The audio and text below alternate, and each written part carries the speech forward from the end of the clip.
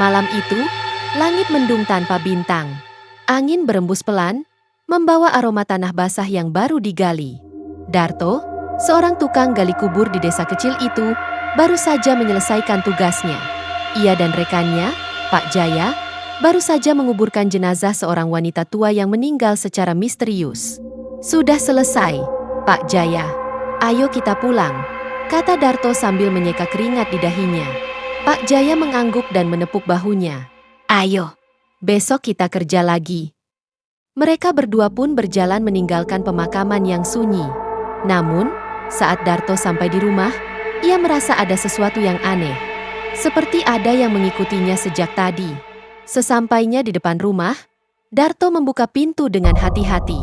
Saat melangkah masuk, ia mendengar suara gemerisik di belakangnya. Spontan ia menoleh, tapi tak ada siapapun. Merasa lelah, ia segera menuju kamar dan merebahkan diri di ranjang. Namun, belum sempat terlelap, suara ketukan terdengar di jendela kamarnya. Kat, kat. Jantung Darto berdegup kencang. Dengan ragu, ia melirik ke jendela. Samar-samar, ia melihat bayangan seseorang berdiri di luar.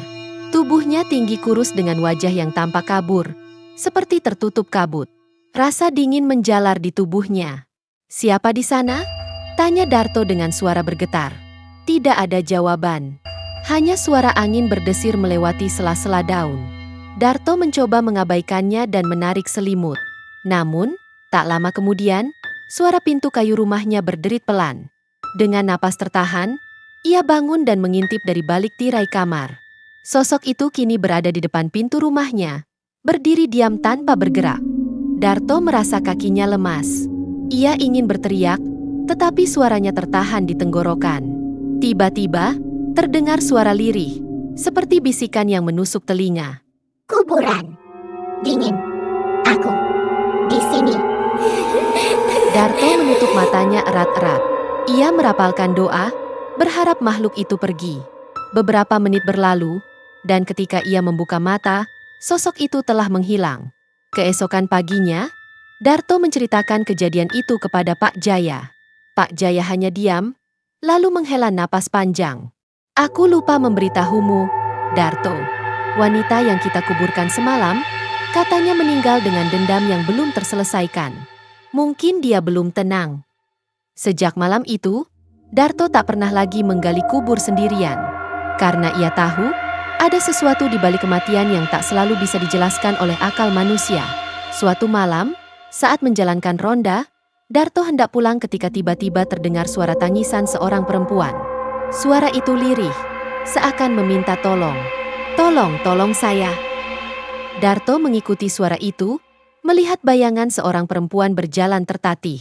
Ia terus mengikuti langkah kaki perempuan itu, hingga tiba di sebuah rumah tua yang sudah lama tak berpenghuni. Perempuan itu melangkah masuk ke dalam rumah, dan Darto, tanpa pikir panjang, mengikutinya. Namun, begitu masuk, perempuan itu menghilang dalam kegelapan.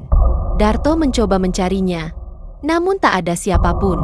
Saat ia hendak berbalik badan, bau busuk yang menyengat menyerang hidungnya. Bau itu begitu menyiksa, membuatnya hampir muntah.